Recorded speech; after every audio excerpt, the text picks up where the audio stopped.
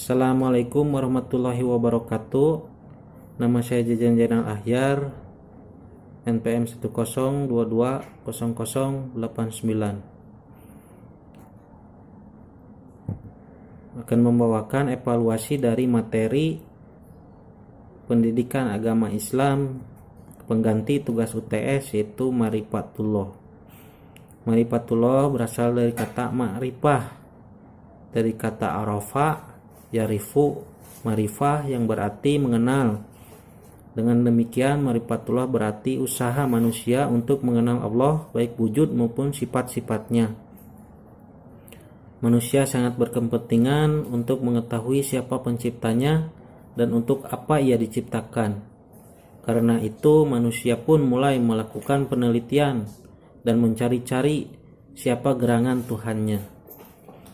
Allah yang Maha Rahman dan Maha Rahim tentu tidak akan membiarkan kita terkatung-katung tanpa adanya pembimbing, yaitu utusan-utusannya, para nabi dan rasul yang akan menunjukkan kita ke jalan yang benar. Maka di antara manusia ada yang berhasil mengetahui Allah dan banyak pula yang tersesat, berjalan dengan angan-angannya sendiri. Ada dalil atau firman dari Allah, maka berpalinglah kamu dari orang yang telah berpaling dari peringatan kami, dan dia tidak menghendaki kecuali kehidupan dunia. Itulah kesudahan pengetahuan mereka. Sungguh Tuhanmu lebih mengetahui orang yang telah sesat dari jalannya, dan dia lebih mengetahui orang yang dapat petunjuk. Quran Surat An-Najm ayat 23-30. Dari materi ini ada beberapa submateri dari Marifatullah, yaitu yang pertama, ahamiyatu Marifatullah, atau pentingnya mengenal Allah. Ahamiyatu Marifatullah, menyadari adanya Allah, meyakini Allah sebagai Tuhan seluruh alam dan Allah sebagai Tuhan yang patut disembah serta satu-satunya Tuhan seluruh alam. Dengan pentingnya mengenal Allah, diharapkan kita dapat meningkatkan iman dan takwa kita dengan metode bertafakur, baik bertafakur diri sendiri, bertafakur lewat ciptaan-ciptaan Allah, dan bertafakur lewat kebesaran-kebesaran Allah. Yang kedua, at-thoriq ila Marifatullah, atau cara menuju Marifatullah. Cara atau jalan untuk menuju Marifatullah, mengenal Allah, dengan 3 metode melalui ayat-ayat Allah, ayat kauliyah dan ayat kauniyah. Metode Islam dengan nakli dan akal. Metode selain Islam yaitu dengan dugaan dan hawa nafsu. Yang ketiga, al-mawani min Marifatullah, penghalang-penghalang dari mengenal Allah.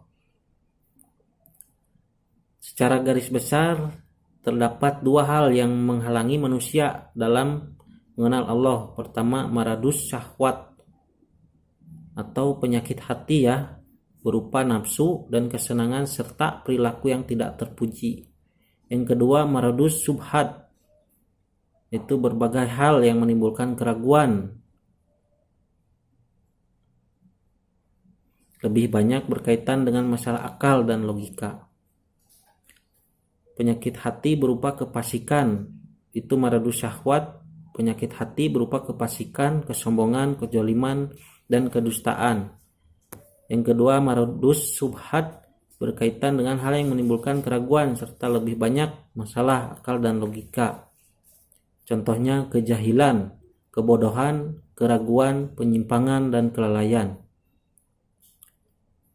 Yang keempat, al-adilah ala wujudilah, bukti keberadaan Allah.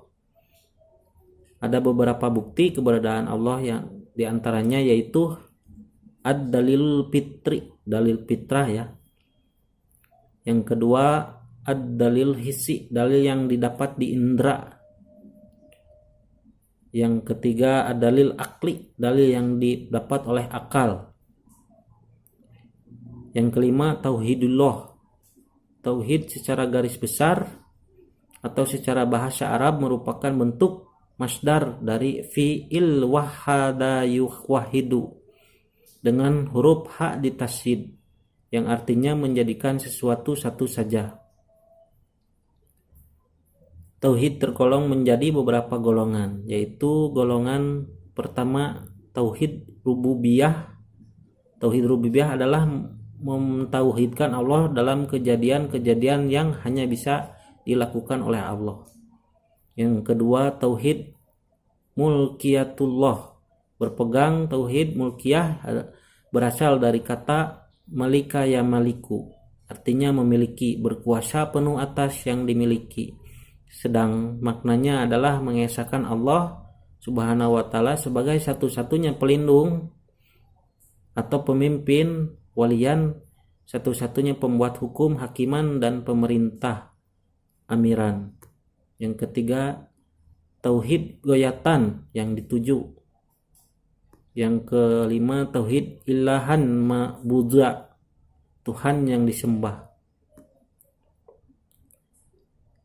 Maka dari ilahan mahfudza, Tuhan yang disembah ini menjadikan indikasi bahwa hanya Allah sebagai satu-satunya yang wajib disembah dan diibadahi. Tidak ada Tuhan selain itu yang menjadi tandingan sebagai ilah yang disembah. Yang keenam, al-hayah fi jilali tauhid atau hidup di bawah naungan tauhid.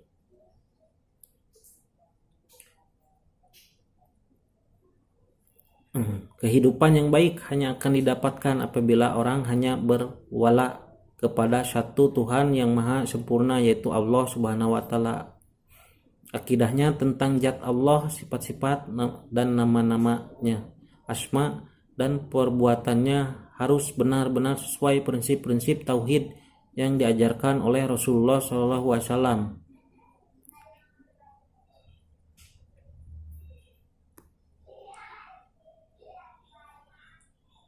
Sekian mungkin dari pembahasan pengganti tugas UTS dari materi Marifatullah. Mohon maaf bila ada kesalahan di kata dan penyampaian atau info yang diinformasikan. Sekali lagi terima kasih. Salah datangnya dari saya, benar datangnya dari Allah. Wabillahi taufiq wal hidayah. Wassalamualaikum warahmatullahi wabarakatuh.